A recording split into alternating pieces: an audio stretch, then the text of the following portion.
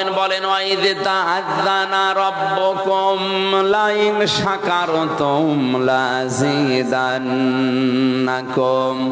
ওয়া লাইন কাফারতুম ইন্না আযাবি লাশাদীদ। আল্লাহ যেন নিজে মাইক হাতে নিয়ে এলান দিচ্ছে যে একটি ঘোষণা শোনো। কে বলছে? আল্লাহ নিজে মাইক হাতে নিয়ে লেগে পড়েছেন একটি ঘোষণা, একটি এলান। যদি আমার নিয়ামত পাওয়ার পরে শুকরিয়া আদায় করো, লাযীদান্নাকুম, ওইটা অবশ্যই আমি আল্লাহ তোমাদের জীবনে আবার বাড়িয়ে দেব। যদি না শুকরিয়া করো, দাম না দাও, মর্যাদা দিতে না চাও, জীবন থেকে ওইটা ছিনিয়ে নেব এবং কঠিন আযাবের ভেতরে ফেলে দেব।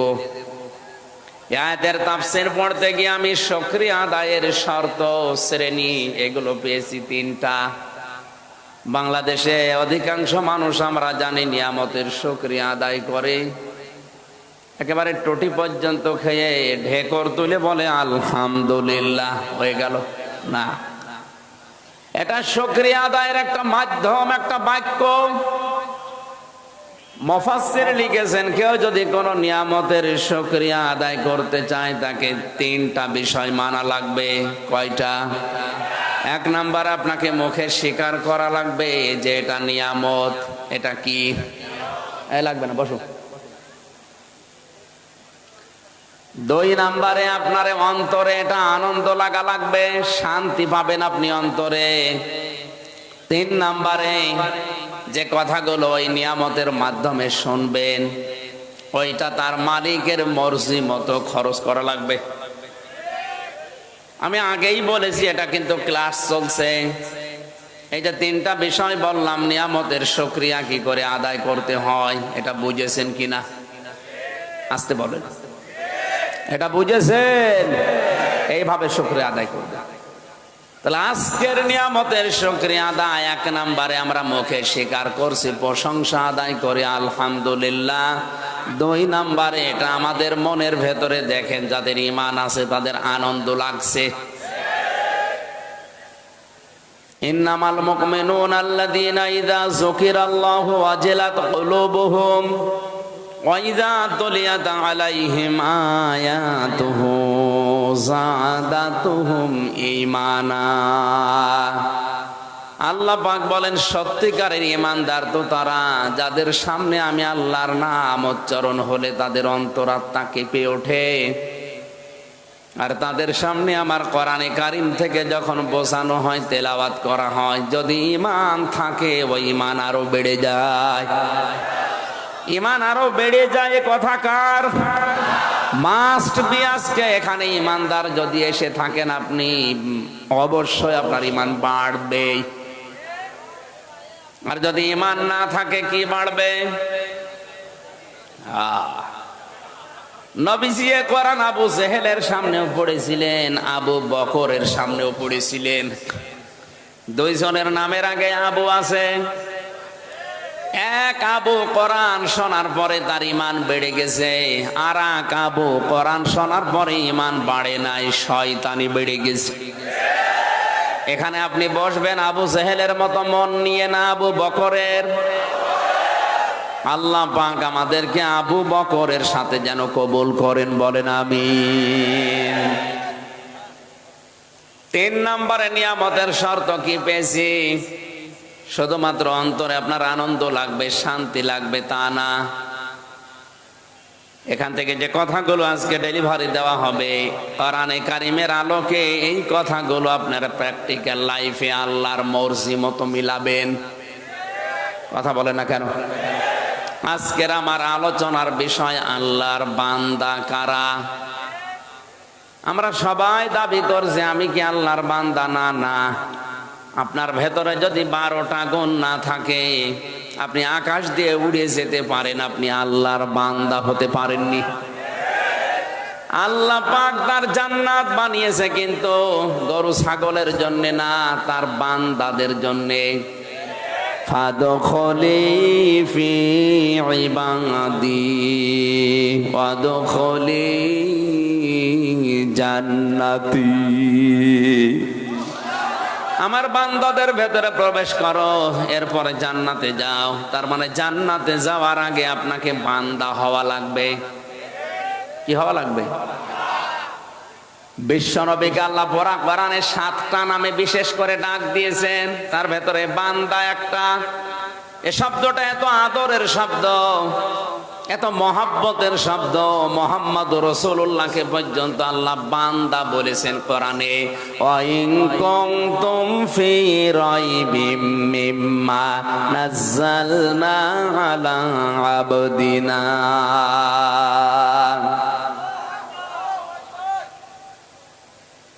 সিরাজগঞ্জবাসী, আজ বাংলাদেশ, ভারত, পাকিস্তানে কত মানুষ বুঝে না বুঝে বিভিন্ন পীরের বান্দা বা গোলাম দাবি করে। এলাকায় পীর আছে কিনা আমি জানি না, অত জোরে বলা দরকার না। পীর কি খারাপ জিনিস? পীর মানে ওস্তাদ, শিক্ষক, মুআল্লিম। আপনি যেটা ইসলামের জানেন না, যারা জানে তার কাছে জেনে নেবেন, এইটাই পীর। কি এর বাইরে কিচ্ছু নেই। তার দরবারে যাওয়া লাগবে, গরু ছাগল নিয়ে পা টেপা লাগবে, এগুলো সব ওদের বানানো। বাংলায় বলছি, পীর মানে ওস্তাদ, শিক্ষক, মুআল্লিম, টিচার। ফাসআলু আহলাদ যিকরি ইন কুনতুম লা তা'লামুন।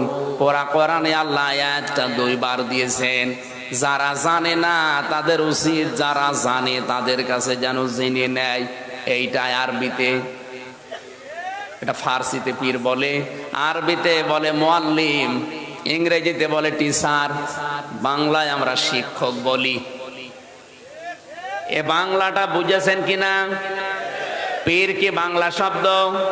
কি ফার্সি? বলেন বলেন। ইংরেজি টিচার, আরবি মুআল্লিম, বাংলা এই যে শিক্ষক, এইটাও তো পীর।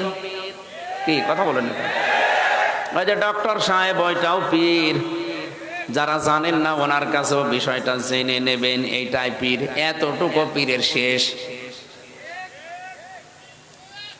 তো বাংলাদেশে যেই জিনিস যত ভালো তার নকল বের হয় তাড়াতাড়ি। পীর তো ভালো, এই পতাশিয়ায় যে পীর এসেছিলেন, কি নাম জানো? শাহ মখদুম রহমতুল্লাহ আলাইহে।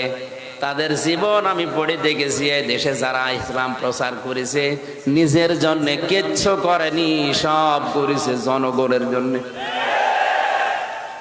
আমার বাগেরহাটের দিকে তাকান, খান জাহান আলী বড় বড় দিঘি কেটেছে, পুকুর কেটেছে, কুয়া বানিয়েছে, টিউবওয়েল পুঁতে দিয়েছে, রাস্তা বানিয়েছে। এইগুলো ছিল পীর। চট্টগ্রামের মরহুম আব্দুল জব্বার নিজের একটা কুড়ে ঘরও নেই, অথচ নবীজির ঘর, মাদ্রাসা বানিয়েছে কয়েক তালা।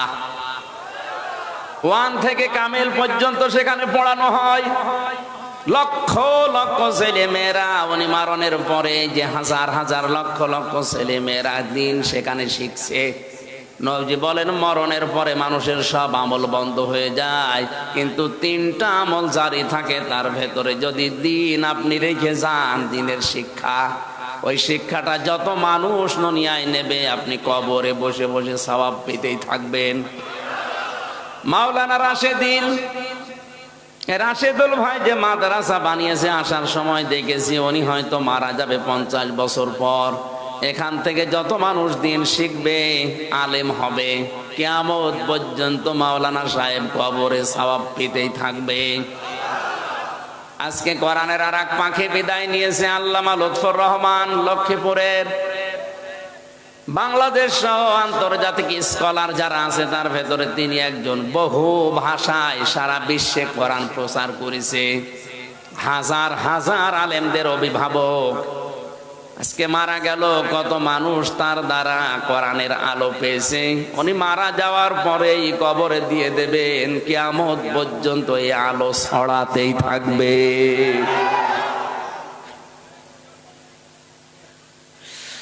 সিরাজগঞ্জবাসী, আমি যেটা বোঝাতে চাই এখানে, পীর শব্দটা ভালো আমরা উল্টা অর্থে নিয়েছি, কারণ অধিকাংশ মানুষের শব্দটা নিয়ে ব্যবসা করে খায়। এই কারণে আজকে থেকে ক্লিয়ার যে যারা জানেন না, যারা জানে ইসলামের বিষয়, তার কাছে জানতে যাবেন এইটার নাম ফার্সিতে পীর বলা হয়। এর বাইরে কিছু করা তার জন্য আপনি পারবেন না, খুশি করতে পারবেন না। আপনি মনে করেন যদি পীর সাহেবকে একটা এরকম শাল চাদর দিয়ে খুশি করব, আরে ভাই আপনার আগে আপনি তো 2000 টাকার শাল কিনেছেন, আপনার আগে একজন 5000 টাকার শাল ওরে দিয়ে গেছে। পৃথিবীর মানুষকে খুশি করা মানুষের দ্বারা সম্ভব না, কারণ এই যে পেটটা, আল্লাহর নবী বলেন মানুষের এই পেট ভরবে না কোন পর্যন্ত জানো? পৃথিবীর মানুষকে যদি বলা হয় 1 মাঠ ভর্তি তোমাকে স্বর্ণ দেওয়া হয়েছে, সে বলবে আল্লাহ আমি যদি আর একটা মাঠ ভর্তি স্বর্ণ পেতাম তাহলে আমার ভালো হইতো। আর একটা মাঠ ভর্তি যদি স্বর্ণ দিয়ে দাও, বলবে আর একটা যদি পেতাম। মানুষের পেট ওই পর্যন্ত ভরবে না যতক্ষণ কবরের মাটি পেটে না যায়। এই ছেলে কথা বলো, কোন জায়গায় আবার কথা বলো।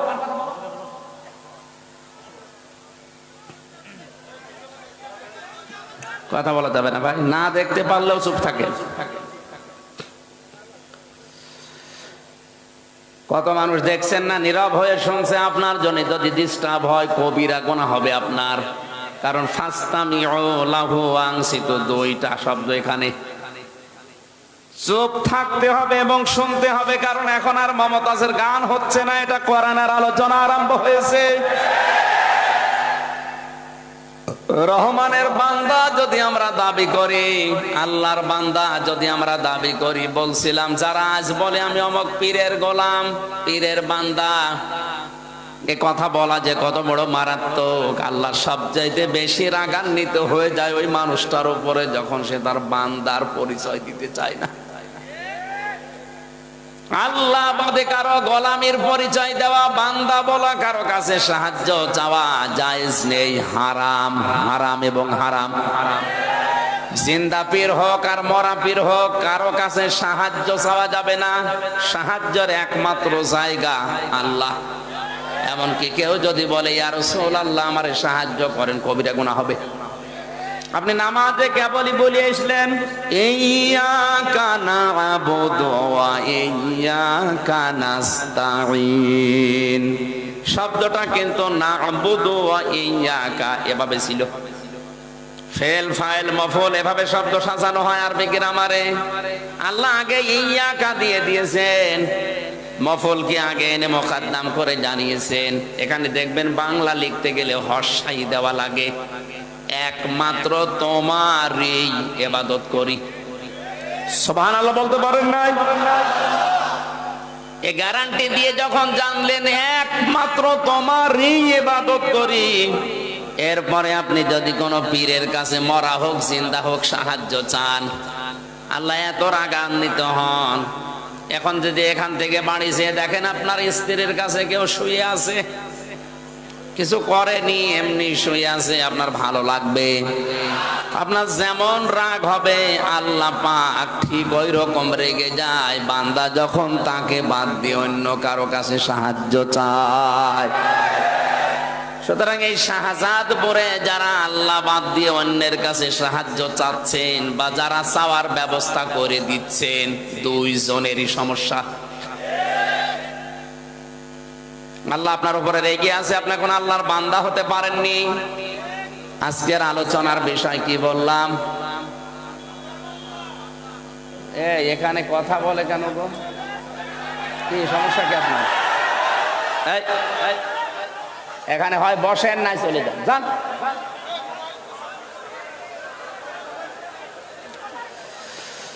আমার ভাইরা, আমি বলছিলাম আজকের আলোচনার বিষয় হচ্ছে আল্লাহর বান্দা কারা। আমরা আল্লাহর বান্দা হওয়ার চেষ্টা চালাবো ইনশাআল্লাহ। দরুদ আর সালাম পড়ছি নবী মুহাম্মদুর রাসূলুল্লাহ সাল্লাল্লাহু আলাইহি ওয়াসাল্লামের প্রতি। এখানে একটা তথ্য আছে, আলেম আছে না, আলেমদেরকে বলছে এবার। ওয়াল্লাযী আরসালা রাসূলাহু বিল হুদা ওয়া দীনিল হক লিইয়ুযহিরাহু আলাদ-দীনি কুল্লিহি ওয়া কাফা বিল্লাহি শাহীদা।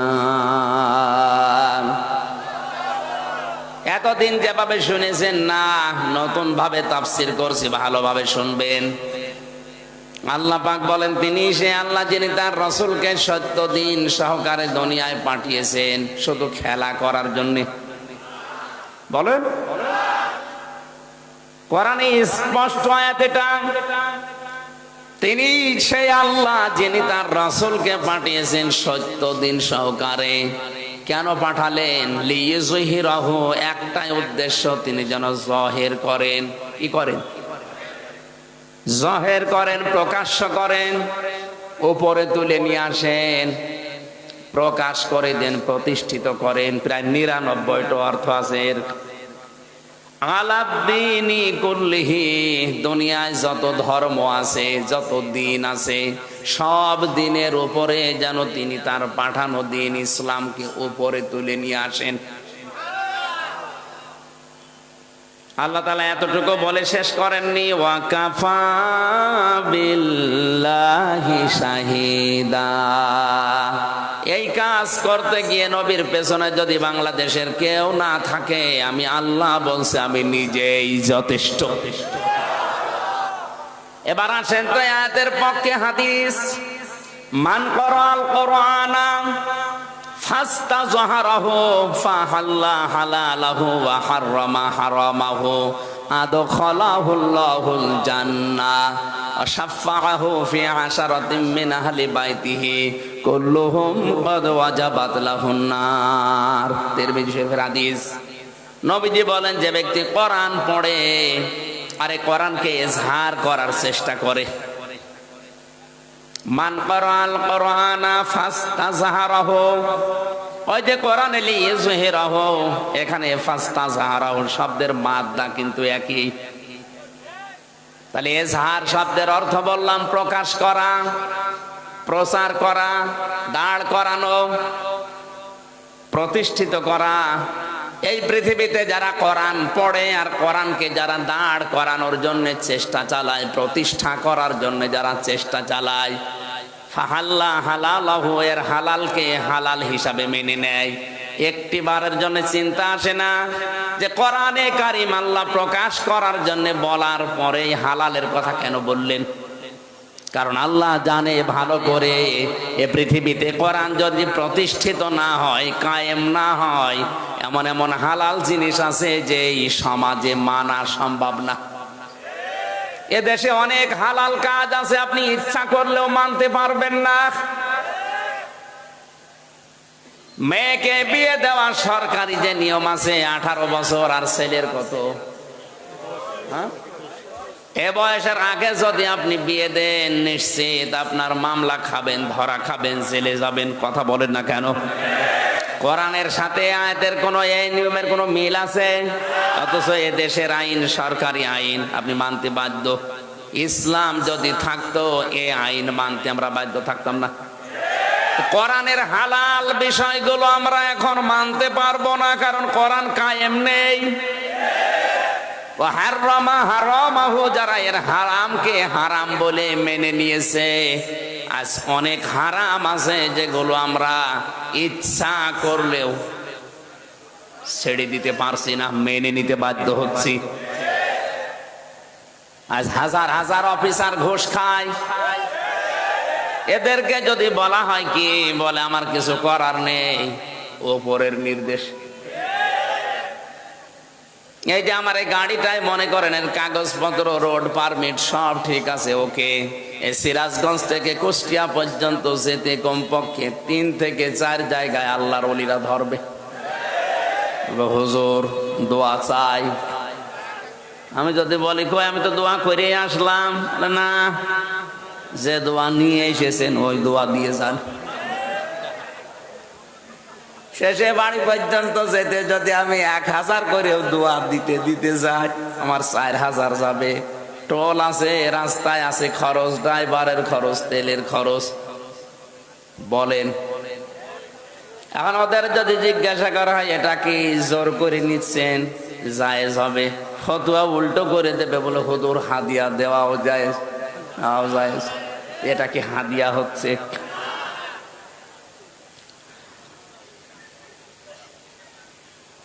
এক সাহাবীকে নবীজি ইয়ামেন দেশে পাঠাচ্ছিলেন, মুআজ ইবনে জাবালকে ডাক দিয়ে বললেন, মুআজ ইবনে জাবাল, ওই দেশে তোমাকে দায়িত্ব দিয়ে পাঠাচ্ছি, দায়িত্বশীল যতক্ষণ থাকবা হয়তো মানুষ তোমার ভয়ে বিভিন্ন হাদিয়া তোফা দেবে।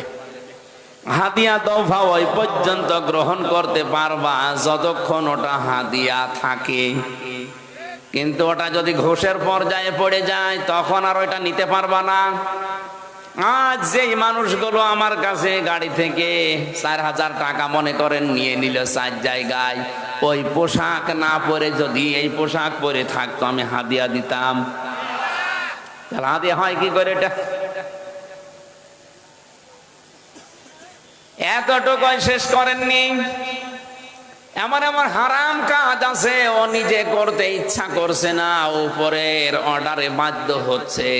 ওপরে যিনি আছে বলছে কর, নাই তো তোর এখানে ট্রান্সফার করে দেব, তোর চাকরি খেয়ে নেব, বাধ্য হয়ে হারাম কাজ করা লাগছে। এই জন্য নবীজি বলেন, কোরআন যারা এজহার করবে, প্রতিষ্ঠা করবে, আর হালালকে হালাল জানবে, হারামকে হারাম জেনে মেনে নেবে, আদখালাহুল্লাহুল জান্নাহ, আল্লাহ নিজে তাদেরকে জান্নাতে প্রবেশ করাবেন। অশাফাআহু ফি আশারাতিন মিন আহলি বাইতিহি কুল্লুহুম ক্বাদ ওয়াজাবাত লাহুন নার। এখানে একটা তথ্য আছে, এইদিকে তাকান।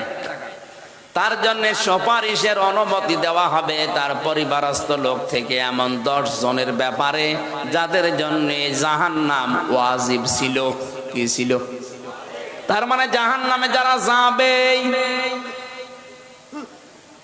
এখানে একটা ছোট্ট সূক্ষ্ম বিষয় লুকিয়ে আছে। আমি জেলখানায় যাওয়ার আগে 20 সাল পর্যন্ত এই বিষয়টা ক্লিয়ার ছিলাম না। জেলে যাওয়ার পরে আমার অনেক আলেমের সাথে পরিচয় হয়েছে, বিশেষ করে মাওলানা মামুনুল হক, মাওলানা সাখাওয়াত হোসেন রাজি, এই সমস্ত আলেমদের কাছে বসে বসে সেই বিষয়টা আমি পেয়েছি। আমি এতদিন পর্যন্ত যেখানে লেখাপড়া করেছি, যে সার্কেলে, ওখানে এরকম ভাবে জানতাম যে কবিরা গুনাহ করে যদি কেউ তওবা না করে মারা যায়, ওই লোকটা জাহান্নামে গেলে মহান আল্লাহ ওকে আর বের করে দেবে না। কিন্তু মাওলানা মামুনুল হকের সাথে, মাওলানা সাখাওয়াত হোসেন রাজির সাথে বহুদিন, প্রায় 2 বছর 8 মাস আমরা পাশাপাশি এ বিষয়টা নিয়ে প্রায় 15-20 দিন একাধারে আমরা আলোচনা করে ক্লিয়ার আমার কনসেপ্ট এসেছে। কোন মানুষ যদি শিরিক আর কুফর, শিরিক আর কুফর করে কেউ যদি মারা যায়, ওই লোকটার জন্য বিনা হিসাবে, বিনা বিচারে জাহান্নাম, ওর জন্য আর কিছু নেই। কিন্তু কোন মানুষের যদি ঈমান থাকে আর ওই মানুষটা যদি এই দুনিয়াতে গুনাহ করে, সে কবিরা গুনাহ হতে পারে, সগীরা গুনাহ হতে পারে, ও তওবা করার সময় যদি না পায় আর যদি বাগী না হয়, এই মানুষটা যদি জাহান্নামে আল্লাহ দিয়েও দেয় কোনো কারণে, ঈমান যদি থেকে থাকে, মহান আল্লাহ তাকে যে কোনো দিন আবার বের করে নিয়ে হাউজে কাউসারের পানি থেকে গোসল করে আবার জান্নাতে দিয়ে দেবেন। কিন্তু এখানে সূক্ষ্ম বিষয়টা কি? আপনার ঈমান যদি থাকে, কি থাকে? আজ বাস্তবতায় তো বাংলাদেশের দিকে আমি তাকিয়ে দেখি, ঈমান থাকার মতো অনেকেরই অনেক বিষয় নেই। আমরা জানি এখানে যারা বসে আছেন যে ওযু করলে ওযু ভেঙে যায় 7টা কারণে, নামাজ পড়লে নামাজ ভেঙে যায় 19টা কারণে, হজ করলে হজও ভেঙে যায় 5টা কারণে, রোজা করলে রোজাও ভেঙে যায় 2টা কারণে, আমল বা কাজ করলে কাজও ভেঙে যায়, নষ্ট হয়ে যায় 2টা কারণে। এগুলো জানেন কিনা? তাহলে ঈমান যদি আপনি আনেন, ঈমানও ভেঙে যায় 10টা কারণে। ওই 10টা কারণ যদি কারো ভেতরে থাকে আর ও লোকটা যদি বলে না আমার ঈমান আছে, আল্লাহর কসম আপনি তো মুশরিক, আপনি তো কুফরি করি, আপনার ঈমান শেষ হয়ে গেছে। আপনি আর আবু জেহেল এখন সমান। আবু জেহেল যেমন জান্নাতে যাবে না, আপনিও যাবেন না। এখন যদি বলেন কি আবু জেহেলের মতো অত খারাপ আমি, আরে ভাই ও বিশ্বাস করতো আল্লাহ একজন আছে। কি বেশি বললাম না? ও বিশ্বাস করতো আল্লাহ একজন আছে। এই জন্য কাবার চত্বরে গিলাপ ধরে বদরে যাওয়ার আগে বলেছিল, মালিক তুমি আসো, আমি জানি মুহাম্মদের বিরুদ্ধে যুদ্ধে যাচ্ছে বদরে, সত্যের পক্ষে যে আছে তাদেরকে তুমি বিজয় দিও। ওর দোয়াও কবুল হয়ে গেছে। আল্লাহ একজন আছে ও যদি বিশ্বাস না করবে, কোন কারণে আল্লাহর ঘর কাবা শরীফেরও দায়িত্বে থাকবে বলেন? এমনকি এই গিলাপ ধরে বলেছিল তুমি আসো, আমি জানি। তোর কাজ ছিল মুশরিক ছিল, শিরিক করতো, ও নিজেকে টিকিয়ে রাখার জন্য শিরিক করেছে বেশি এ দুনিয়ায়। এই জন্য লোকটা যারা শিরিক করে আমরা তাদেরকে মুশরিক বলি। কি বলি?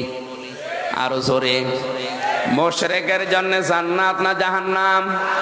এটা যে জাহান্নামে যাবে তার প্রমাণ নবীজি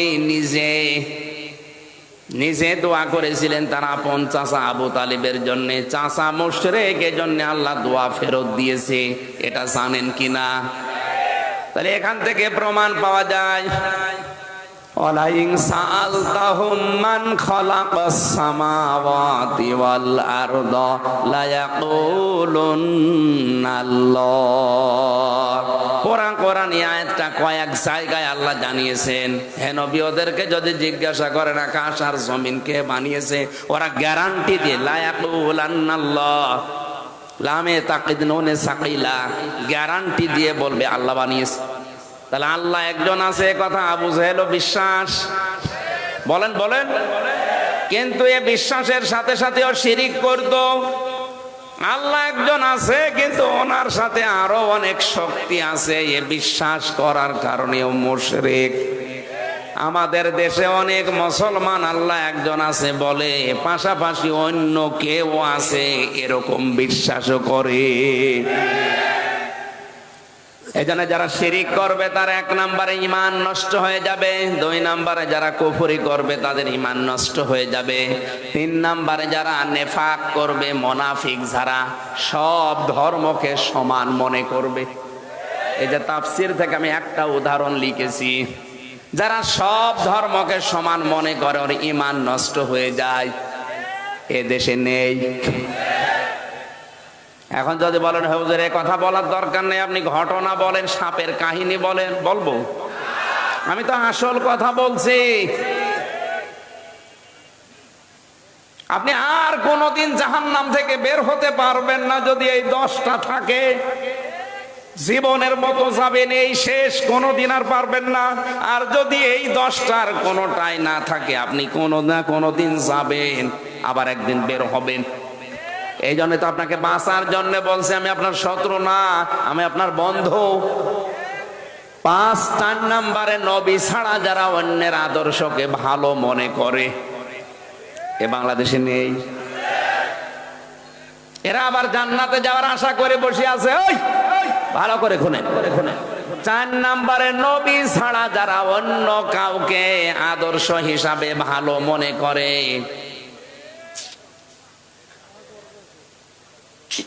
করে না, কেউ করে না।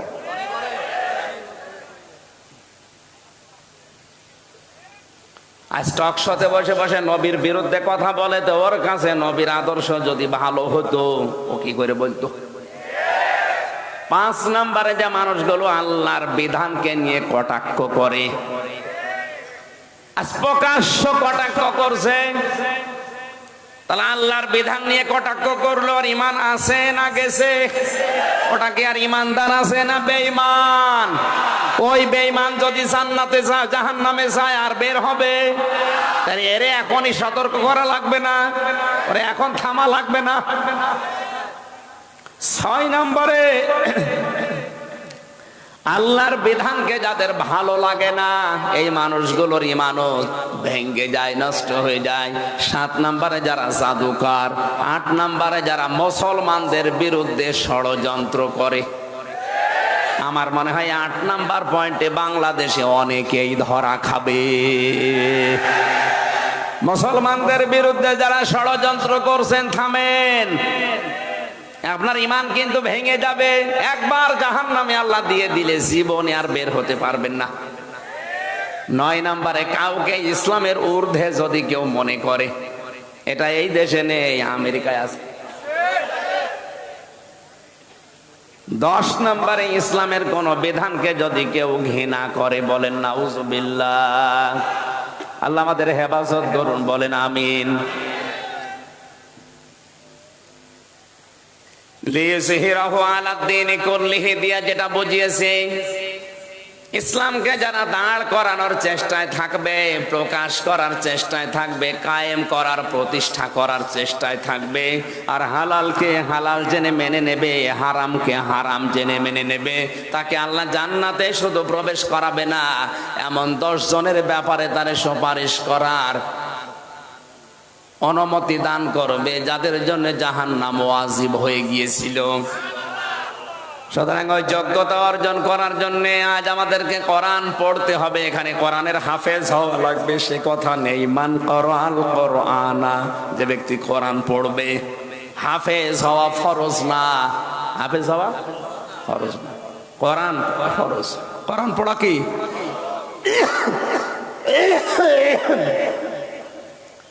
আবহমান কাল থেকে এই দেশে যারা আল্লাহর ওলিরা শুনলাম, শাহ মকদুম থেকে শুরু করে, শাহজাহান থেকে শুরু করে, খান জাহান থেকে, এই শাহজালাল থেকে শুরু করে যত আল্লাহর ওলি এই দেশে এসেছে, তাদের জীবনীগুলো আমাদের সিলেবাসে আছে, আমরা পড়েছি।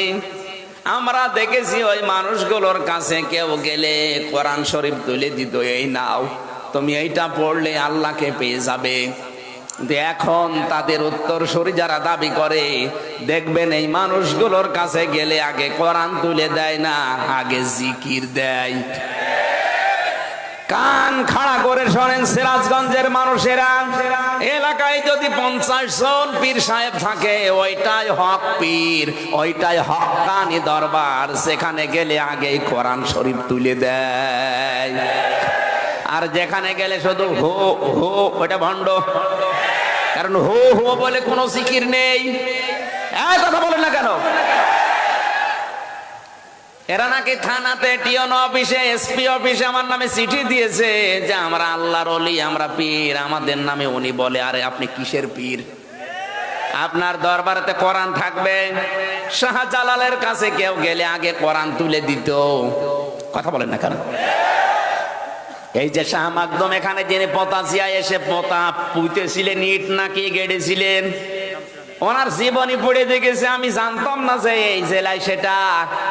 ওনার কাছে কেউ গেলে উনি কোরআন আগে তুলে দিত, এই নেন, এইটা পড়লে আল্লাহকে পেয়ে যাবেন।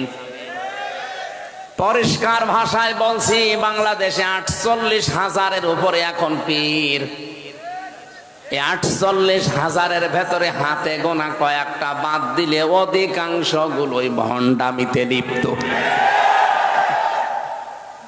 এমনকি কাফের পর্যন্ত হয়ে গেছে। সাতক্ষীরার খাজা মঈনুদ্দিন সিদ্দিকী নাম শোনেননি? মাওলানা খাজা মঈনুদ্দিন সিদ্দিকী সাতক্ষীরা, শ্রদ্ধাভাজন বড় ভাই, উনিও এক পীরের সন্তান।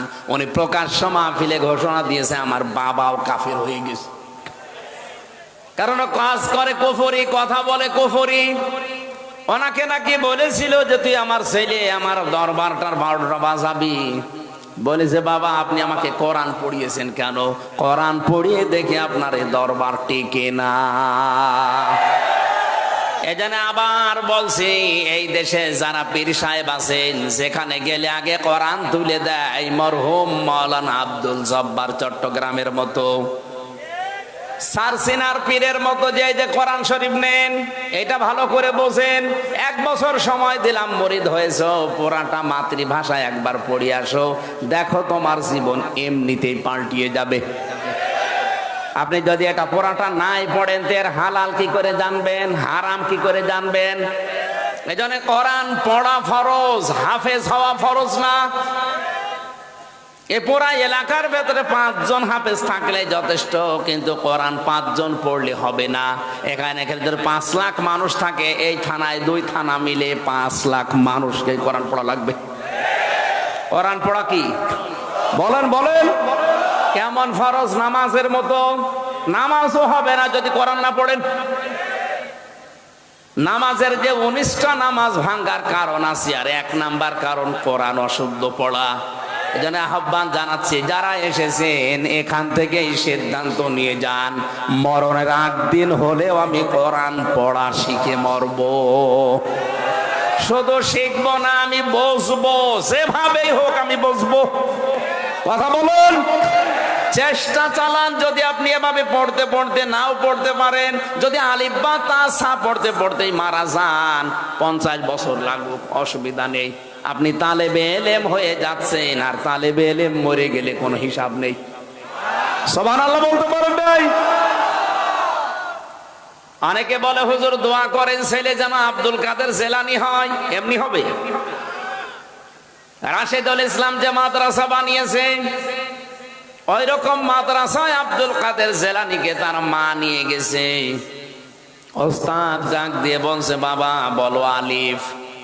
আব্দুল কাদের জেলানি বলছে, হুজুর আলিফের মানে কি? হ্যাঁ, আলিফের মানে আমি জানি না। যে জিনিসের মানে হয় না, অর্থ হয় না, ও জিনিস পড়ি আমি করব কি? পড়বো না। ওস্তাদ বলে, বাবাজি তুমি কি জানো আলিফের মানে? বলে, হ্যাঁ আমি মায়ের কাছ থেকে শুনেছি। কি শুনেছো বলো দেখি। হযরতে আব্দুল কাদের জেলানী তিনি শুরু করলেন, আল্লাহ ইলাহা ইল্লাহু আল হাইয়ুল কাইয়্যুম লা তাখুযুহু সিনাতুন ওয়ালা নাওম। একটা একটা করে আল্লাহর পরিচয় দিলেন 10টা। কয়টা? এই আয়াতের ভেতরে আল্লাহর 10টা ক্ষমতার কথা আছে। ফরজ নামাজের পরে কেউ যদি আয়াত পড়ে, আয়াতুল কুরসি যেটা আমরা বলি, এর ভেতরে আল্লাহর 10টা ক্ষমতার কথা বলা আছে। কোন মানুষ যদি ওই অনুযায়ী তার প্র্যাকটিক্যাল লাইফ চালায়, মরণের পরে কোনো বাধা নেই জান্নাতে যাওয়ার, শুধু একটাই রাস্তা খোলা আছে, মরবে জান্নাত পেয়ে যাবে। কিন্তু 10টা আবার মানা লাগবে। আব্দুল কাদের জেলানী 10টার পরিচয় দিলেন আয়াতুল কুরসি তেলাওয়াত করে। উস্তাদ কাঁদতে কাঁদতে বেহুশ হয়ে গেছে। হোশ ফেরার পরে মাকে ডাক দিয়ে বলছে, মা আপনার এই ছেলে মনে হয় কোনো জায়গায় পড়িয়েছেন, এখন নিয়ে এসেছেন আমার কাছে পরীক্ষা করার জন্যে। মা বলছে, কই কোনো জায়গায় তো এর দেয়নি, এই প্রথম আপনার কাছে নিয়ে আসলাম। ওস্তাদ বলে, মা গো আপনার এই ছেলের তো পুরা কোরআনের প্রায় 18 পারা মুখস্থ আছে। মা আমার কান্না আরম্ভ করলেন। ওস্তাদ বলে, মা আপনি কাঁদেন কেন? আপনার তো খুশির বিষয়, আপনার তো আনন্দ লাগার কথা যে এতটুকু বয়স, এই বয়সে আপনার ছেলে কোরআনে কারিমের 18 পারা মুখস্থ করে ফেলেছে, তা অর্থ সহ ব্যাখ্যা করতে পারে। মা ডাক দিয়ে বলে, উস্তাদ আমার আফসোস লাগে এই কারণে, আমার এই সন্তানটা যখন পেটে ছিল প্রতিনিয়ত আমি কোরআনে কারিমের প্রায় 18 পারা পর্যন্ত পড়তাম। আমি পুরা কোরআনের হাফেজা না, আমি 18 পারার হাফেজা। আমি প্রতিনিয়ত কোরআন পড়েছি পেটে রাখা অবস্থায়। এ সন্তান জন্ম নেওয়ার পরে এর পাশে বসিয়ে বসিয়ে ফজর নামাজ পড়ে আমি কোরআন পড়তাম। ও শুয়ে শুয়ে আমার মুখের দিকে তাকিয়ে আমার আব্দুল কাদের মুখ মিলাতো। আমার আফসোস হচ্ছে এই কারণে, আমি যদি আর একটু কষ্ট করে আর 12 পারা পড়ে পুরা কোরআনটাই মুখস্থ করে প্রতিনিয়ত পড়তে পারতাম, আমার এই ছেলে আব্দুল কাদের এতটুকু বয়সেই কোরআনের হাফেজ হয়ে যেত। আব্দুল কাদের জেলানী এমনি তৈরি হয়। এরপরেও তিনি মাকে মাঝে মাঝেই বলতেন, মা তুমি সত্যি করে বলো দেখি, আমাকে পেটে রাখা অবস্থায় কোনো হারাম কাজ করেছো নাকি? মা আশ্চর্য হয়ে বলে, কি বলিস? বলে, হ্যাঁ আমি বলতাম না। আমি যা পড়ি আমার মনে থাকতে চাই না। অবশ্যই তুমি আমাকে পেটে রাখা অবস্থায় কোনো হারাম কাজ করেছো। মা বলে, বাবারে তোরে পেটে রাখা অবস্থায় কোনো হারাম কাজ করেছি বলে আমার মনে হয় না, তবে একটা কথা আমার মনে আছে, আমার পেটের ভেতরে তোর বয়স যখন 9 মাস। কয় মাস? ওই সময় আমি তোর নানির বাড়িতে ছিলাম। উঠানের ওপরে আসার নাড়ি দেয়, শোকাতে দেয় রোদে, ওটা শোকাতে দিয়েছে কে জানো, আমি খেয়ে ফেলেছিলাম। কারণ সন্তান পেটে রাখা অবস্থায় মানুষের টকের দিকে ঝোঁক বেশি হয়। আমি হয়তো তুলে খেয়ে ফেলেছি, মনে করলাম তোর নানির। পরবর্তীতে খোঁজ নিলাম না, এটা পাশের বাড়ির একজন রোদে শোকাতে দিয়ে গেছে। বাবা আব্দুল কাদের, মানুষের জিনিস আমি না বলে খেয়েছি তোকে পেটে রাখা অবস্থায়, এই কারণেই মনে হয় তোর পড়া মনে থাকে না। ও সিরাজগঞ্জের মা বোনেরা, সন্তান পেটে রাখা অবস্থায় মানুষের জিনিস না বলে খেয়ে এই প্রভাব যদি সন্তানের মেধার উপরে পড়ে, এই কারণে যদি লেখাপড়া মনে থাকতে না চায়, আমাদেরকে যারা পেটে নিয়েছো কত কিছু না বলে খেয়ে তোমরা হজম করে ফেলো। আব্দুল কাদের জেলানি এমনি খালি দোয়া করলে আসবে, পেট ঠিক করা লাগবে। মেয়েদের এই কয়েক ইঞ্চি পেট, এটা অনেক দামি জায়গা। কত রকমের নজর ওই দিকে মানুষ দেয় উল্টা পাল্টা করে, আর মানুষের চোখের নজর বড় তীক্ষ্ণ, খুব খারাপ জিনিস এটা। অনেকেই হয়তো বলে, হুজুর আমি ভালো নজরে তাকাই, ওটা টাটকা শয়তান। তোমার নজর কত ভালো। বিশ্ব নবী মুহাম্মদ রাসূলুল্লাহ একদিন মসজিদে নববীতে নামাজে যাচ্ছিলেন, হঠাৎ করে একটা বেপরদা মহিলা তার সামনে পড়ে গেছে। তিনি মাথা নিচু করলেন, তাড়াতাড়ি করে বাড়িতে আসলেন। হযরতে সাউদা রাদিয়াল্লাহু তাআলা আনহাকে ডাক দিয়ে বললেন, কোথায় তুমি, এদিকে আসো। তার সাথে তিনি সংসার করার পরে হযরতে সাউদা বলে, হে রাসূল, আপনি তো মসজিদে যাচ্ছিলেন, হঠাৎ করে ফিরে আসলেন কোন কারণে? হযরতে সাউদা ডাক দিয়ে বলেছেন, নবীজি বলেন, আমি যখন যাচ্ছিলাম তখন একটা বেপরদা মহিলা আমার সামনে পড়ে গিয়েছিল। তাড়াতাড়ি করে মাথা নিচু করে চোখ বন্ধ করে আমি প্রায় চলে এসেছি। শয়তান আমারে ধোকায় ফেলে দিচ্ছিল। তাড়াতাড়ি করে চলে এসে আমার জায়েজ জায়গায় আমি জায়েজ কাজটা করেছি। বলেন তো, শয়তান যদি বিশ্ব নবী মুহাম্মদুর রাসূলুল্লাহকেও ধোকা দিতে পারে, আমাদের পারবে না? আপনার মন কি রাসূলুল্লাহর চাইতেও পবিত্র হয়ে গেছে? এখানে ভণ্ডামি কথা কোথায় পান আপনি? বলে আমার মন পবিত্র আছে। আমি যে কথাটা বলার জন্য পর্যন্ত এসেছিলাম, শিরক এবং কুফরি যেন আমাদের জীবনে না থাকে, তাহলে জাহান্নামে একবার গেলে আর বের হতে পারবেন না।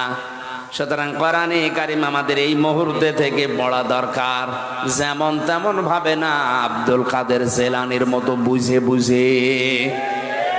আমি কথা দিয়ে যাচ্ছি, এখানে যারা এসেছেন আজকের এই দিন থেকে আগামী বছর যদি এখানে অনুষ্ঠান হয়, 1 বছর সময় পাবেন। ওরা কোরআনটা আপনি একবার হলেও মাতৃভাষায় শেষ করেন। আমি প্রায় 75 বারের উপরে শেষ করেছি, আমার তো আয়ত্ত হয়ে গেছে ইনশাআল্লাহ।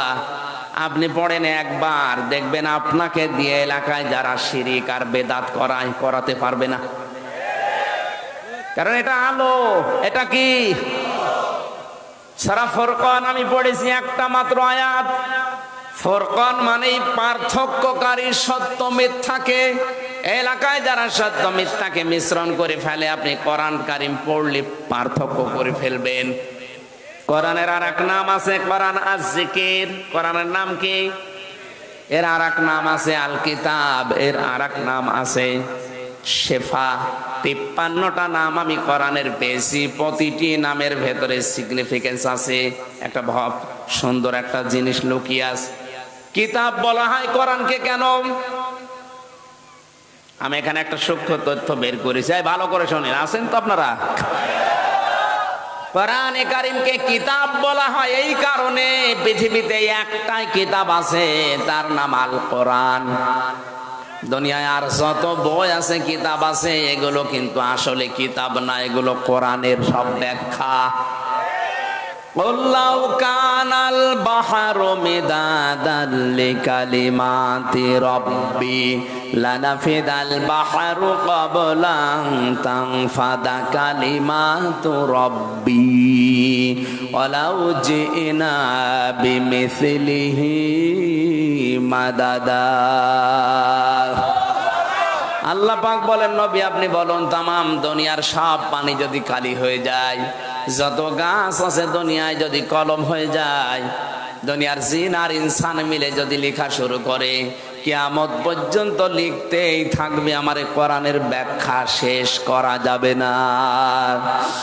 ওয়ালাউ আন্না মা ফিল আরদি মিন শাজারাতিন আকলামু ওয়াল বাহরু ইয়ামুদ্দুহু মিন বা'দিহি সাব'তু আবহুরিম মা নাফিদাত কালিমাতুল্লাহ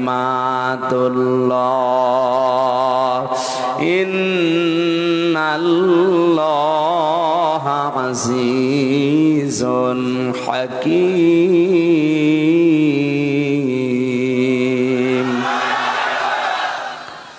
এটা 27 নাম্বার আয়াত সূরা লোকমানের।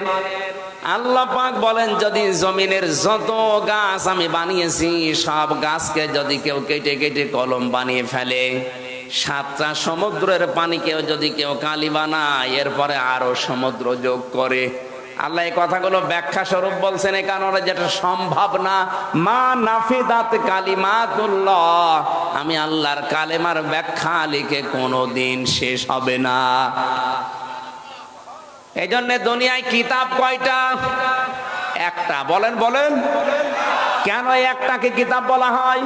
আমি এই জন্য আয়াতটা পড়লাম, যারা আলেম আছেন এবার তাদেরকে বলছি, কোরআনের প্রথম শুরুতেই দেখবেন লেখা আছে যালিকাল কিতাবু লা রাইবা ফীহ। এখানে কিতাবের আগে কি আছে? আলিফ লাম। কি আছে? আরো জোরে বলেন। এই এই ওঠে কারা গো? এদিকে ভালো করে খেয়াল করেন, কেন আল্লাহর এই কোরআনকে কিতাব বলা হয়, আর কেন আল্লাহ প্রথম এই কিতাব দিয়েছেন, কোরআন শব্দ না দিয়ে যালিকাল কোরআনু দেয়নি। কি দিয়েছেন? যালিকাল কিতাবও দিয়েছেন, আর কিতাবের আগে আলিফ লাম দিয়েছেন। মুফাসসিরিন ইকরাম লিখেছেন, এই পৃথিবীতে একটাই মাত্র হেদায়েতের কিতাব, যার নাম কোরআন শরীফ। এখন যদি কোরআন কাউকে হেদায়েত দিতে না পারে, পথ দেখাতে না পারে, ওর মনের পরিবর্তন ঘটাতে না পারে, বুঝবেন ওইটা জাহান্নামে যাওয়ার জন্য তৈরি হয়েছে। কিতাবে কোরআনে কারিমের নাম কয়টা বললাম? 53টার উপরে। কয়টা? তাফসিরে ফি জিলালিল কোরআনে প্রায় 55টা আছে, কোনটা জায়গায় 53টা আছে। তাফসিরে খাজেনে, তাফসিরে কাবিরে আছে প্রায় 59টা। অনেক অনেক জায়গা অনেক নাম আছে, আমার মুখস্থ আছে যেগুলো, তার ভেতরে অন্যতম এই 4টা: আল কিতাব, আজ জিকির, আল ফুরকান, আল কোরআন। জোরে বলেন আল্লাহু আকবার। আমি যে কথাটা এর আগে বললাম যে কোরআন যদি কাউকে হেদায়েত দিতে না পারে, মনের পরিবর্তন ঘটাতে না পারে, ওর কপালে আর হেদায়েত নেই। এটা আমি বানালাম বানালাম বানালাম। এই যে নরসিংদীর গিরিশচন্দ্র সেন, বেটা হিন্দু মানুষ, ওর মন ছিল না কোরআন থেকে হেদায়েত নেওয়ার, কিন্তু কোরআন পড়েছে আমাদের চাইতে বেশি, ও কোরআন বুঝেছে আমাদের চাইতে বেশি, ও কোরআন লিখেছে আমাদের চাইতে বেশি। আমি 1 থেকে মাস্টার্স পর্যন্ত আমার তাফসিরের উপরে মাস্টার্স হয়েছে। আমি এত লেখা লিখতে পারি নাই গিরিশচন্দ্র সেন যত কোরআন লিখেছে। কারণ আমার এক একটা শব্দের হয়তো 2টা 5টা 7টা অর্থ মুখস্থ আছে। আর ও বেটা হিন্দু, গিরিশচন্দ্র সেনের এক একটা শব্দের 33 থেকে 99টা পর্যন্ত অর্থ মুখস্থ ছিল, নয়তো তাফসির লিখলো কি করে? এখানে যত বড় হুজুর হোক আর যত বড় ডক্টর হোক, বুকে হাত দিয়ে কেউ বলতে পারবেন না যে কোরআনের প্রতিটি শব্দের অর্থ আমার জানা আছে। পারবেন? কেউ পারবে না। আমারও ক্ষমতা নেই। আমি পড়েছি কিন্তু আমার এখন আর মনে নেই, এখন আবার স্টাডি করা লাগবে, দেখা লাগবে। ওর কি মেধা চিন্তা করেন। পুরা কোরআন শরীফের প্রতিটি শব্দের অর্থ, তবে একটা দুইটা পাঁচটা না, 33টার উপরে করে এক একটা শব্দের অর্থ ওর মুখস্থ ছিল। কি পড়া পড়েছে জীবনে, কিরকম মুখস্থ করেছে, কিভাবে লিখেছে। তাহলে আমাদের চাইতে কোরআনও পড়েছে বেশি, বুঝেছে বেশি, লিখেছে বেশি। এক কথা বলেন না কেন? কিন্তু হেদায়েত পেয়েছে না। মারা যাওয়ার পরে কবরে দিয়েছে জানাজা, কি কোথায় দিয়েছে? আগুনে। কোথায় দিয়েছে? আগুনে পুড়িয়ে ফেলেছে।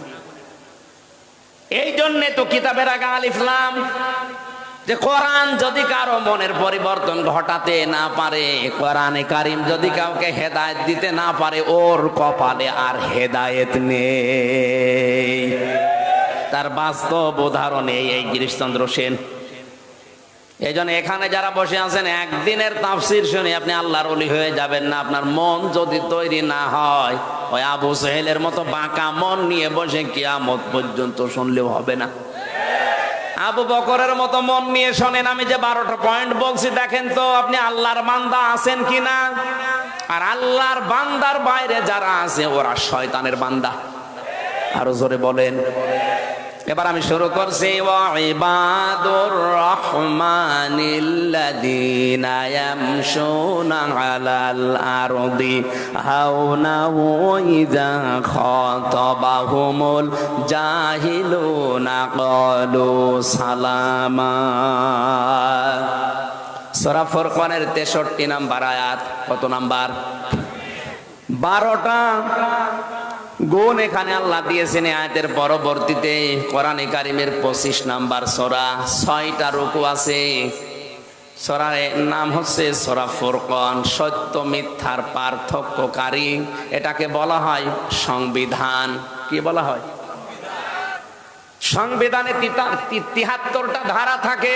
মুসলমানদের সংবিধানে 73টা ধারা থাকবে, তাহলে দুনিয়া শান্ত হয়ে যাবে। আমার আল্লাহ সূরা ফুরকানের ভেতরে 73টা ধারা দিয়েছেন। ব্যক্তি, পরিবার, সমাজ, রাষ্ট্র কি করে শান্ত হয়ে চলবে, সেই থিওরি গুলো আছে। এখান থেকে আমরা সংবিধান বানাতে পারি না। সংবিধান বানিয়েছি, বছরে বছরে পাল্টানো লাগে, এরপরও শান্তি হয় না। একবার এটা নিয়ে যান সংসদে, এই 73টা ধারা একবার একটু প্রচার করেন। আল্লাহর কসম গ্যারান্টি দিয়ে বলছি, এই 73টা ধারা যদি সংবিধানে সংযোজন করা হয়, এই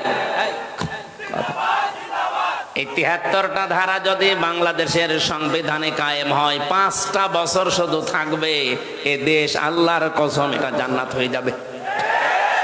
চুরি থাকবে না। আর যারা ব্রিজ চুরি করে বন্ধ করে ফেলবে, কারণ এর ভেতরে আছে চুরি করলে হাত কেটে দাও। একটার যদি হাত কাটা পরে যারা ব্রিজ চুরি করেছে, বলবো রে বাবা রে, ওরে দেখে হাজার হাজার কালভার্ট চোর, রাস্তা চোর এমনি ভালো হয়ে যাবে। আল্লাহ পাক প্রথম গুণ দিচ্ছেন রহমানের বান্দাদের।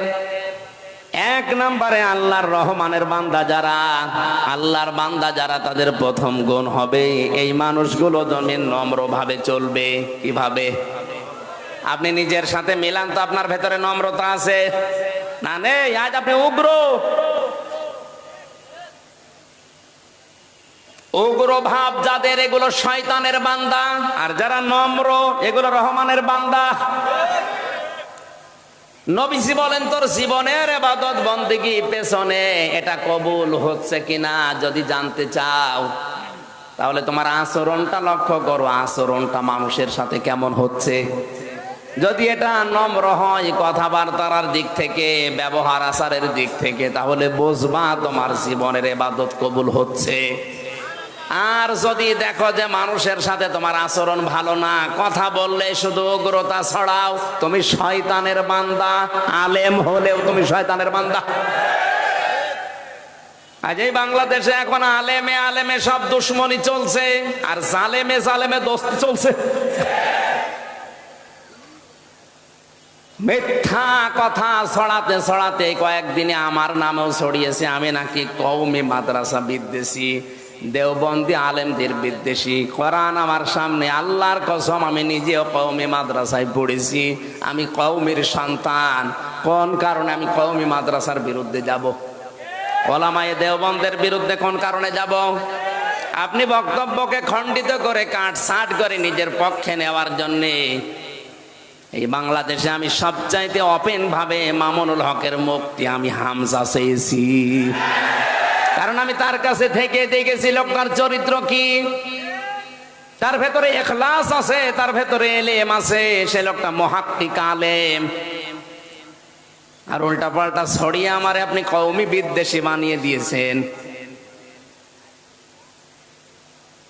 মাওলানা সাখাওয়াত হোসেন রাজি, মাওলানা আল্লামা মামুনুল হক, মাওলানা জোনায়েদ আল হাবিব, আজিজুল ইসলাম ইসলামাবাদী, আর আমার কাছে সবচাইতে বেশি ভালো লাগে এখন মুফতি নূর হোসাইন নুরানি মুন্সিগঞ্জের।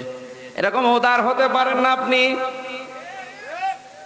মাওলানা মামুনুল হক আজ জেলখানায় বসতেছে এই দেশের কিছু দালাল মৌলবীর কারণে। এই দালাল গুলো যদি দালালি না করতো, 5-8টা গোলাম যদি না হয়ে থাকতো, মাওলানা মামুনুল হক 3 বছর না 3 দিনেই বের হয়ে যেত।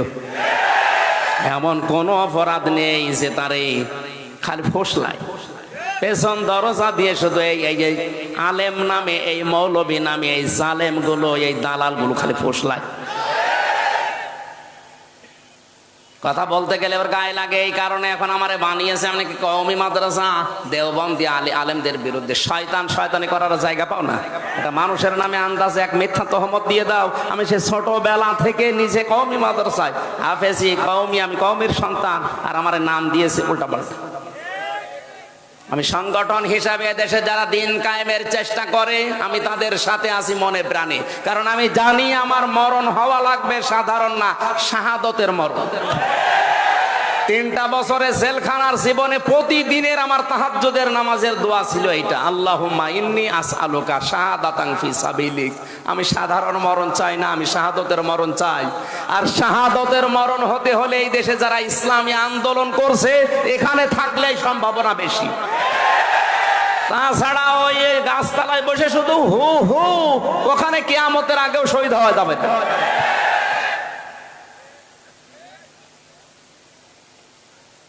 নম্র হন, কথাবার্তার আচরণে ব্যবহারে নম্রতা ছড়া, নম্র বাদ দিয়ে যারা উগ্রতা ছড়াচ্ছেন আজ। আমার ভেতরে কোনো দোষ থাকলে ওই দোষের কথা যদি মানুষের কাছে বলেন তাহলে আপনি করছেন গীবত। আর যদি আমার ভেতরে ওই দোষ না থাকে, আপনি যদি বানিয়ে বানিয়ে আমার নামে দোষ দেন, ওইটা হবে তহমত। এখন যদি বলেন আপনি কিছুক্ষণ আগে বললেন দালাল, দালাল এমনি বলি নাই, ওদের কাছে আমি 3 বছর থেকে ওদের নিজেদের মুখে শুনেছি যে এইগুলো এইগুলো এইগুলো সব দালাল। ওদের কারণে আজ এই কওমি মাদ্রাসার আলেমরা জেলে আছে, আমি নিজে শুনেছি তাদের কানে। আমি এই কথাই বলতে চেয়েছিলাম, আর ওরা উল্টিয়ে পুরা কওমির বিরুদ্ধে আমারে লাগিয়েছে।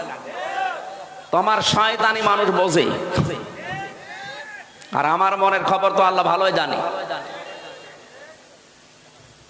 আমাদের নম্রতা ভদ্রতা এটা আল্লাহ ইবাদুর রহমানের ভেতরে প্রথম গুণ দিয়েছেন। আমি সহ যারা এসেছি আল্লাহ যেন আমাদের ভিক্ষা দেন। ওয়াইদা খাতাবাহুমুল জাহিলুনা ক্বালু সালামা, যখন কথা বলবেন এই অজ্ঞ এই মূর্খ এদের সাথে কথা বললে, জাহেলদের সাথে বলবেন ভাই ঠিক আছে। এখন আজ জাহেল রাজা শুরু করেছে, এখন তো এইটা বলা ছাড়া দেখছে উপায় নেই। ডক্টর আবুল কালাম আজাদ বাসার ভাই একবার বলছিল যে রংপুরে যাচ্ছিলাম এক মাহফিলে, গাড়ি নিয়ে আসি না, বাসে যাচ্ছিলাম, হঠাৎ আমি হেল্পারকে বললাম ভাই গাড়িটা থামান, আমি একটু নামাজ পড়ি। নামাজ পড়ার জন্য সময় এখন আমাদের হাতে নেই, গাড়ি ঠিক মতো পৌঁছানো লাগবে, আপনি গাড়িতেই নামাজ পড়ি।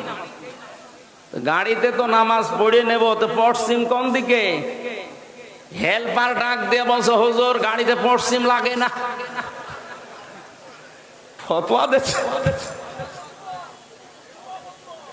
অথচ লোকটা ডক্টর, তারে ফতোয়া দিচ্ছে যে হুজুর গাড়িতে পশ্চিম লাগে না। মানে তখন রেগে গেছে, এই বেটা হুজুর তুই না আমি, তোরে আমি জিজ্ঞাসা করলাম একটু থামালি না, পশ্চিম কোন দিকে তাও বলিস না, তুই ফতোয়া দিলি, তুই ফতোয়া বুঝিস, সত্যি করে বলা আসলে পশ্চিম কোন দিকে? হুজুর আমি জানি না। এই যে সাহেল, পেটে বোম মারলে বের হয় না, আর এরা ডক্টর আবুল কালাম আজাদের ভুল ধরে।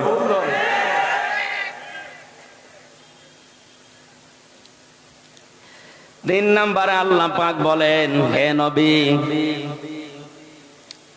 ওই মানুষগুলো আপনার রবের জন্য রাতের বেলা দাঁড়িয়ে যায়।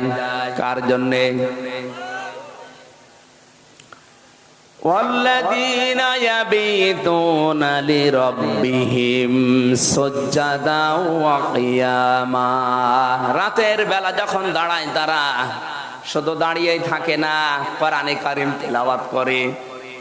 জেলখানার ভেতরে মাওলানা মামুনুল হককে দেখেছি রাত 2টা 2:30টার সময় উঠে 4 পারা 5 পারা দাঁড়িয়ে দাঁড়িয়ে, এখন 50 বছর বয়স, তাও পড়তেছে।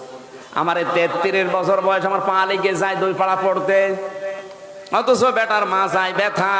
দেখবেন যখন আদালতে আসে তখন কোণের ভেতরে ভর দিয়ে আসে, অথচ এরপরও জেলের ভেতরে থাকাকালীন প্রতিদিন এই 3টা বছরে তাদের তাহাজ্জুদ আর নফল নামাজ মিলে প্রায় 6-7 পারা করে পড়ে।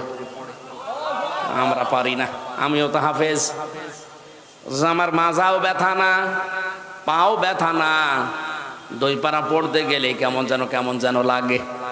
আমার বয়স 33, ওনার বয়স 50, তারপরও ইবাদতে আমি পারছি না ওনার সাথে। কারণ ইবাদতের ভেতরে একটা মজা আছে। যদি রাতের বেলা তাহাজ্জুদ নামাজে আপনি কান্না করতে পারেন সেজদা দিয়ে, স্ত্রী ব্যবহারে ওই শান্তি পাবেন না। এ পৃথিবীতে আমাদের কাছে সবচাইতে বেশি আনন্দের কাজ মনে হয় স্ত্রীর ব্যবহার। কথা বলেন না কেন? কিন্তু তাহাজ্জুদের নামাজে যদি আপনি গুনার কথাগুলো স্মরণ করে কান্না করতে পারেন বড় একটা সেজদা দিয়ে, এমন একটা আনন্দ পাবেন, মজা পাবেন, দেখবেন দুনিয়াতে ওই মজা আর কোথাও নেই। ইবাদুর রহমানদের এই গুণটা অর্জন করা দরকার। আল্লাহ তুমি আমাদেরকে দান করো, বলেন আমিন। 4 নম্বরে পেয়েছি তারা জাহান্নাম থেকে আল্লাহর কাছে পানা চাবে।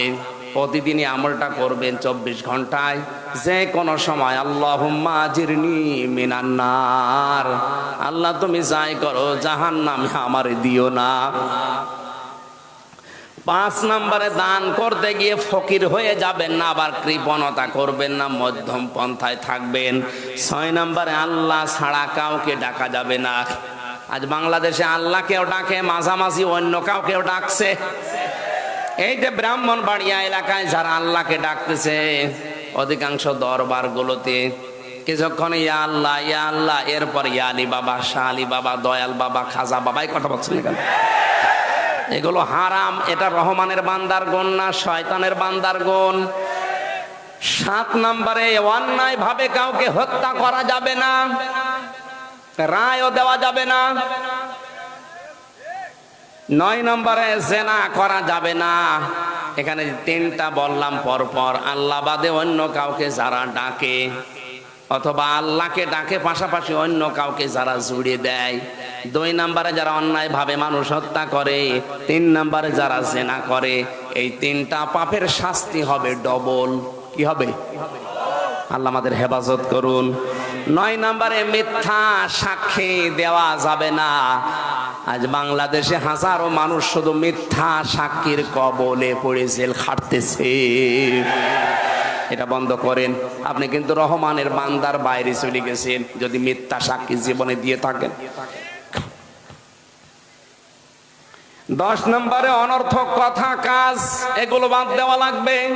যে কাজে দুনিয়া এবং আখিরাতের কোনো ফায়দা নেই, ওই কাজ থেকে নিজেকে বাঁচিয়ে রাখা লাগবে।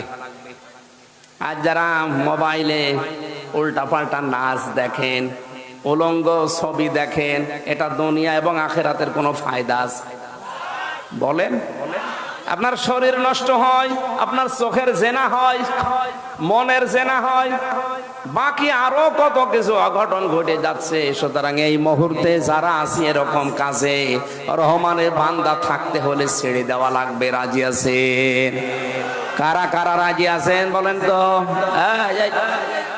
নাউজুবিল্লাহ, এত মানুষ এই কাজ করেন। এলাকা তো আমি এসে মানুষ ভালো মনে করছিলাম, এরা দেখছি সব উলঙ্গপনায় আছে। 11 নম্বরে কোরআনের আয়াত শোনার পরে, কোরআনের বায়ান শোনার পরে যারা বোবা বধির এর মতো আচরণ যারা করে, এরা রহমানের বান্দা নয়। আমি কিন্তু কথা খোলাখুলি বলেছি। এখন যদি বোবা বধির অন্ধের মতো আচরণ করেন, আপনি শয়তানের বান্দা, রহমানের বান্দা না। এই কথাটার ওজন আপনি টের পাননি। এইটা আজকের আসল ওয়াজ। ভাঙে কি বলবো, ভাঙে কি বলবো? কোরআনের কথা শোনার পরে যারা অন্ধ বোবা বধিরের মতো আচরণ করে, এরা রহমানের বান্দা না, এরা শয়তানের বান্দা। আমি জানি এখানে এরকম মানুষ বেশি। এরপরে 12 নাম্বার হচ্ছে তাদের পরিবারের জন্য তারা দোয়া করবে। কার জন্যে?